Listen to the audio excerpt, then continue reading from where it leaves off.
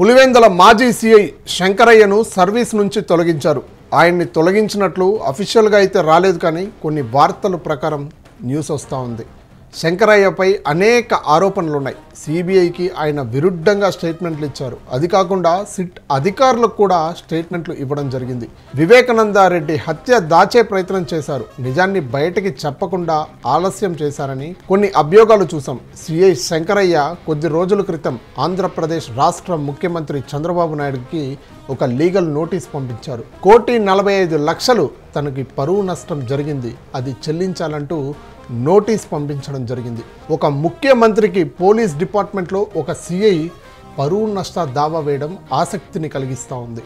కారణం ఏంటంటే, సిఐ శంకరయ్య వివేకానందరెడ్డి హత్య జరిగినప్పుడు నిందితులకు సహకరించారని, అప్పుడు టీడీపీ ప్రభుత్వం ప్రతిపక్షంలో ఉన్నప్పుడు అనేక సమయాల్లో అనేక స్టేజ్ల మీద అలిగేషన్స్ చేస్తూ వచ్చారు. చేసిందే కాకుండా ఆయనకి డిఎస్పీగా కూడా ప్రమోషన్ ఇచ్చారని సిఐ చెప్తా ఉన్నారు. అంటే వివేకానందరెడ్డి హత్య జరిగితే వైసీపీకి తుత్తులుగా మారి హెల్ప్ చేస్తున్నారని పోలీసుల్ని గట్టిగా ఆరోపించారు. అది కాకుండా అసెంబ్లీలో కూడా మాట్లాడారనుకుంటా. సో డిఎస్పీ ప్రమోషన్ నాకు రాలేదు, ఆయన్నే ప్రచారాలు చేస్తూ ఉన్నారు, నా పరువుకి నష్టం కలిగిందంటూ శంకరయ్య చెప్తున్న మాట. అందుకే నోటీసులు కూడా పంపించారు.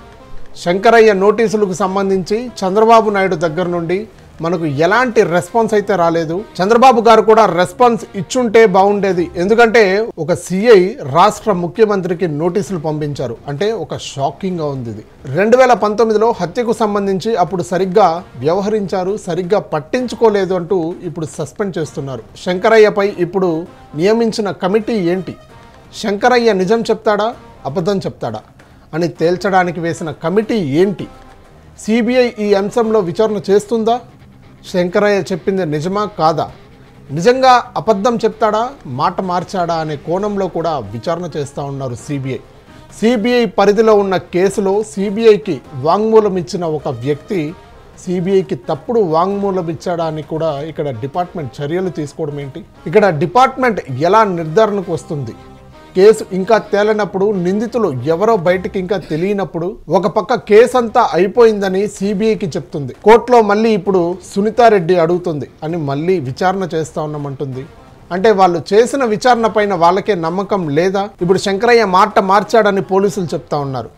సిబిఐ విచారణలో ఉన్న కేసుపై ఆంధ్ర పోలీసులు ఇన్వాల్వ్ అయ్యి ఆయనపైనే విచారణ చేసి ఆయన్ని సర్వీస్ నుండి తొలగించడం అంటే ఏంటి? దీనికి అర్థం ఎలా? శంకరయ్యపై చర్యలు తీసుకుంటారు? సిబిఐ మీకేమైనా చెప్పిందా? సిబిఐ ఎవరిని విస్తరణ చేసింది?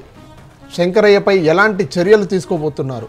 ఇక్కడ సరైన రీజన్ కనిపించట్లేదు. కానీ ఇప్పుడు విఆర్లో ఉన్నారు, ఆయన పోస్టింగ్ ఇవ్వలేదు, విఆర్లోనే కంటిన్యూ అవుతూ ఉన్నారు అతను.